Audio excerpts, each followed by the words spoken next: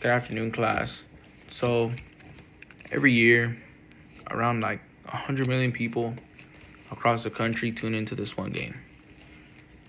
That's either because your favorite team's in it, you just love the sport so much, brings you back family memories, or you just want to see your favorite celebrity in a commercial. And that's crazy. It's crazy how this one game holds so much power in this country, and it unites so much people.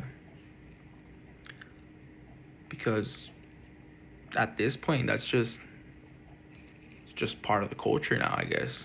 So yeah, and I'm pretty sure you guys know the game I'm talking about. One Sunday in February, it's the Super Bowl. So a lot of people tune in to watch the Super Bowl. Like I said, it might unite their family, their favorite team, or whatever. Or you could be like my parents, or well, my mom actually. She watches it because of the halftime. The halftime show, that's what she looks forward to. So, and the Super Bowl is not just any game, obviously. It's this one game, one very special game that you just, if you win, you're the greatest, and you'll go down in history. And if you lose, well, yeah, you just lose, man. That sucks. Yeah, it's just crazy, The three things I'll be talking about today, or the three main points actually, is how it impacts the culture, the history of the Super Bowl, and the economic powerhouse. So the Super Bowl began in 1967 between the NFL and the AFL.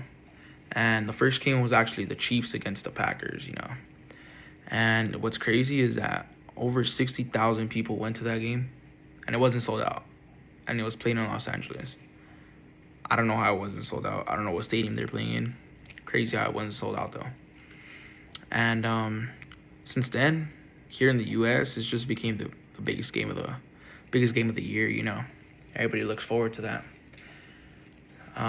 It was originally called the AFL NFL World Championship game, which is very long.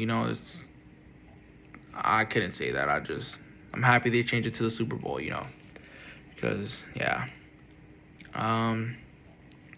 According to Forbes, in 2024, a 30-second ad. Can you guys guess? I'll give you guys a couple seconds. All right. A 30-second ad during the Super Bowl cost you about $7 million.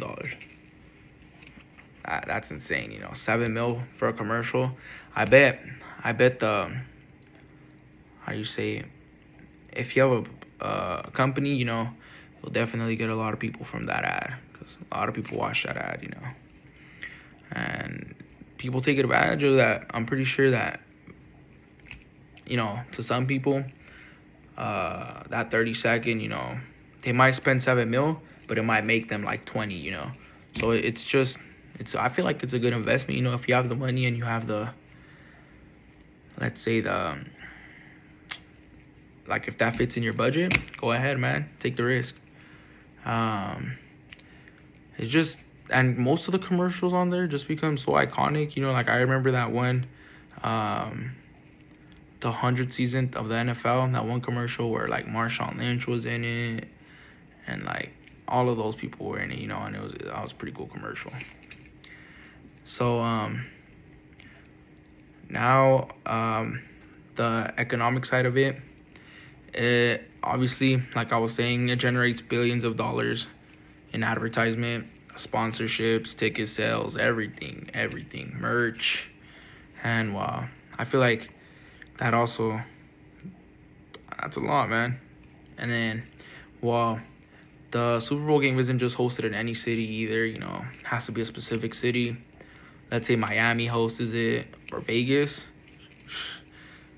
Huge economic boost to those cities, because they can increase like hotel prices for that weekend, increase like catering for that weekend. They could just increase a lot of things, even gas. They could probably increase gas during that, and it's just, I feel like it benefits a lot of cities. Well, cities that qualify for it, because the city also has to go through qualifications and all that.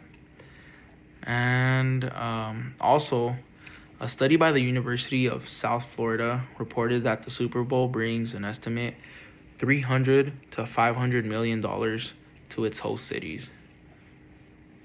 That's a lot of money.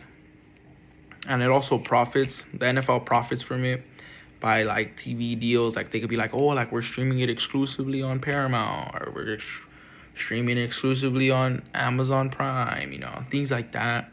And like licensing for the game, or partnerships. It's just that game is pretty insane how much power it holds, And so yeah, that was my speech. We kind of looked over about how it started, how it's grown into our culture, and how it just operates, the economic side of it. And so whether you tune in for the game, the halftime show, or just the snacks, like I said, the Super Bowl is more than just entertainment.